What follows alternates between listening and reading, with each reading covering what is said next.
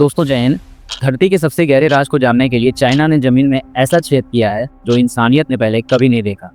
अगर ये मिशन सफल हो जाता है तो चाइना बिना युद्ध किए ही, बिना युद्ध लड़े ही दुनिया की सबसे बड़ी ताकत बन जाएगी। सोचिए एक ऐसा गड्ढा जो कि 11 किलोमीटर गहरा है और जिसके अंदर छुपा है आने वाले भविष्य का सबसे बड़ा हथियार, एनर्जी। इस बोर होल के नीचे क्या है? खतरनाक गैस है या प्राचीन जीवन है या कुछ ऐसा जो चाइना दुनिया से छुपा रहा है? चाइना का ये मिशन सिर्फ एक वैज्ञानिक प्रोजेक्ट नहीं, ये इसकी गुप्त गेम ऑफ थ्रोन की असली शुरुआत है। दुनिया ऊपर के आसमान को देख रही थी, चाइना ने नीचे जमीन खोदनी शुरू कर दी और यही चाल उसे सुपर पावर बना सकती है। ये सिर्फ एक होल नहीं है, एक रास्ता है पावर, कंट्रोल और डोमिनेशन तक पहुंचने का, और चाइना इस रास्ते पर अकेला ही चल रहा है। दोस्तों, आप सोच भी नहीं सकते कि धरती के नीचे कितना बड़ा रहस्य छुपा हुआ है, और अब चाइना उसी रहस्य को खोलने के लिए अपनी पूरी ताकत लगा चुका है। 30 मई 2023 को चीन ने एक ऐसा कदम उठाया है जो इतिहास में दर्ज हो गया। उसने धरती के अंदर 10 किलोमीटर गहरा बोरहोल बनाने की योजना बनाई है और काम शुरू कर दिया है। दावा है कि इसे 2025 तक पूरा भी कर लेगा। अब सुनने में ये शायद सिंपल लगे, लेकिन ये काम इतना आसान नहीं। दुनिया का सबसे गहरा borehole Kola super deep borehole था जो सिर्फ 12 किलोमीटर गहरा है, और उसे बनाने में रूस को पूरे 20 साल लग गए थे, और वो भी अधूरा ही छूट गया क्योंकि अंदर का तापमान इतना ज़्यादा था कि ड्रिलिंग मशीन ही फेल हो गई थी। लेकिन चीन अब सिर्फ 1.5 साल में ये कर लेना चाहता है। ऐसा क्यों? वजह बिल्कुल साफ है, एनर्जी क्राइसिस। पिछले 21 सालों में चीन का एनर्जी कंजप्शन 256% बढ़ चुका है, अमेरिका से भी 2 गुना, और इसी वजह से चीन के कई हिस्सों में लोड शेडिंग आम बात हो गई है। अब सवाल ये उठता है कि क्या इतनी गहराई में ड्रिलिंग करने से चीन को एनर्जी मिल पाएगी? जवाब है शायद हाँ, और इसका कारण समझना बहुत ज़रूरी है। धरती की बाहरी परत, जिसे क्रस्ट कहा जाता है, वो लगभग 100 किलोमीटर गहरी होती है, और चीन ने जहाँ खुदाई शुरू की है उस जगह की चट्टानें लगभग 4 बिलियन साल पुरानी हैं। आमतौर पर ऑयल और नेचुरल गैस 15 से 300 मिलियन साल पुराने जगहों पर मिलती। सोचिए अगर चीन 4 बिलियन साल पुराने इलाकों तक पहुंचता है तो वहां कितनी ज़्यादा मात्रा में रिसोर्सेज छुपे हो सकते हैं। असल में चीन पहले ही इस दिशा में काफ़ी आगे बढ़ चुका है।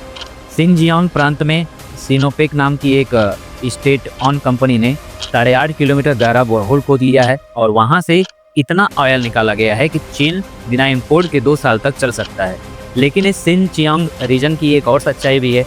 वहाँ लगभग 20 लाख उइगुर मुस्लिम को डिटेंशन कैंप में रखा गया है। कई लोगों ने विरोध भी किया, अलगाववादी आंदोलन भी शुरू किए, लेकिन चीन ने सख्ती से इन्हें दबा दिया। क्यों? क्योंकि वहाँ की जमीन में जो छुपा हुआ खजाना है वो चीन के लिए बहुत कीमती है।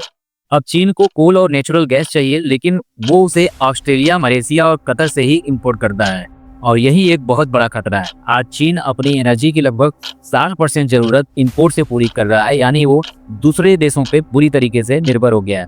और जैसे रूस ने अपने दुश्मनों को ऑयल सप्लाई बंद कर दी थी, चीन को डर है कि कहीं ऑस्ट्रेलिया या कतर भी ऐसा न कर दे। इसी खतरे को देखते हुए चीन अब अपनी जमीन के नीचे ही रिसोर्सेज निकालने पर फोकस कर रहा है। चीन की 3 बड़ी कंपनियां सिनोपेक, पेट्रो चाइना और TNOC सिनजियांग में जमकर ड्रिलिंग कर रही हैं, और इस बार चीन ने जो मशीनें बनाई हैं वो कोला बोरहोल की मशीनों से कहीं ज़्यादा एडवांस हैं, और ये मशीनें 200 डिग्री सेल्सियस तक के टेम्परेचर और 1300 गुना ज़्यादा प्रेशर को झेल सकती हैं। मतलब जहां रूस को 20 साल लगे, चीन वही काम 1.5 साल में करना चाहता है। चीन ने अपने 5 साल के प्लान में इस प्रोजेक्ट को मेन एजेंडा बनाया है, और ये काम बहुत सीक्रेट तरीके से हो रहा है। ना इंटरनेशनल मीडिया को पता, ना कोई इनसाइडर डिटेल्स बाहर आ रही हैं, और यही वजह है कि आज तक पूरी दुनिया सिर्फ अंदाजा ही लगा पा रही है कि चीन असल में कर क्या रहा है। कोल्ड वार के समय यूएस और यूएसएसआर ने स्पेस रेस तो चलाई ही थी, लेकिन उसके साथ साथ एक और रेस भी शुरू हुई थी, डीप अर्थ रेस, यानी कौन ज़्यादा गहराई तक जा सकता है। रूस ने कोला सुपर डील बोरहोल बनाया, 12 किलोमीटर गहरा, और 20 साल में इसको पूरा किया। अमेरिका ने सोचा शॉर्टकट अपनाएं। उन्होंने ज़मीन की जगह पैसिफिक ओशन के नीचे ड्रिलिंग शुरू की ताकि क्रस्ट जल्दी मिले, लेकिन 5 साल और $40 मिलियन खर्च करने के बाद भी वो सिर्फ 183 मीटर ही खोद पाए। जर्मनी ने भी कोशिश की थी। 1990 में $350 मिलियन लगाकर KTV प्रोग्राम शुरू किया और 7.5 किलोमीटर गहराई तक पहुंच गए, लेकिन जैसे ही ड्रिल थोड़ा भी टेढ़ा हुआ, मशीन फेल हो गई, पूरा प्रोजेक्ट बंद करना पड़ा। अब चीन ने इन सब फेलियर से सीखा है, और उन्होंने पहले से एक 8 किलोमीटर गहरा बोरहोल सफलतापूर्वक बना लिया है। अब देखना यह है कि 10 किलोमीटर की ये महाखुदाई भी सफल हो पाएगी या नहीं। कुछ रिपोर्ट्स कहते हैं कि चीन इस बहाने डीप अर्थ न्यूक्लियर बॉम्ब्स बना रहा है, कुछ कहते हैं कि वो डीप अर्थ वाटर सोर्सेज यानी ऑक्स वेफर्स ढूंढ रहा है। ये मेरा मानना है कि चीन जानबूझकर इतने सारे प्रोजेक्ट्स अनाउंसमेंट करता है कि दुनिया कंफ्यूज रहे, ठीक वैसे ही जैसे नीदरलैंड्स करता है। हाँ, वही छोटा सा देश जो आज सुपर कंडक्टर चिप मैन्युफैक्चरिंग मशीनों पर मोनोपोली बनाए हुए, पूरी दुनिया उस पर डिपेंड हो चुकी है और अब नीदरलैंड ने चीन को मशीनें देने से मना कर चुका है।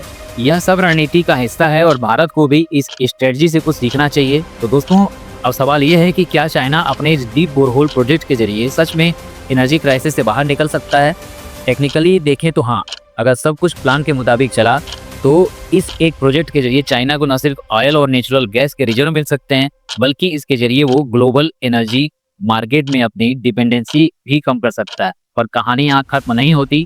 चाइना के इस प्रोजेक्ट के पीछे असली गेम है स्ट्रेटेजिक डोमिनेशन का। सोचिए, एक ऐसा देश जो technology, industrial production, artificial intelligence, super computer और अब अंडरग्राउंड एनर्जी रिसोर्सेज में भी आत्मनिर्भर हो जाए तो वो कितना खतरनाक हो सकता है। चाइना अच्छी तरह जानता है कि 21वीं सदी की लड़ाई सिर्फ हथियारों से नहीं बल्कि रिसोर्सेज और टेक्नोलॉजी से जीती जाएगी। और यही वजह है कि चाइना जितनी तेजी से स्पेस मिशन कर रहा है, उतनी ही तेजी से वो अपने ज़मीन के नीचे छुपे रिसोर्सेज को भी एक्सप्लोर कर रहा है।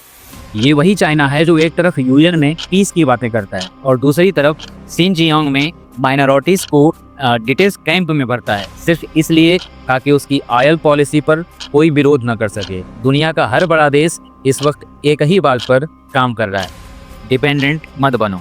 चाइना इस खेल में काफ़ी आगे निकल चुका है और यही चीज़ बाकी देशों के लिए एक चेतावनी है। अगर किसी देश को आने वाले दशकों में अपनी पोजीशन बनाए रखनी है तो उसे भी इस तरह की लॉन्ग टर्म प्लानिंग करनी होगी, वरना वो सिर्फ चाइना जैसे देश का ग्राहक बनकर रह जाएंगे। अब बात आती है इंडिया की, क्या हम भी इस दिशा में कुछ कर सकते हैं? तो जवाब है हाँ, बिल्कुल कर सकते हैं।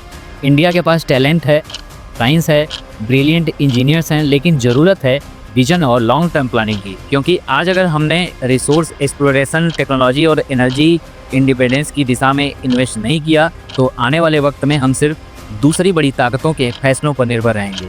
तो दोस्तों, उम्मीद करता हूं कि आपको आज की ये कहानी, आज का ये वीडियो समझ आया होगा और बोरहोल प्रोजेक्ट आपको पूरी अच्छी तरीके से समझ आ गई होगी।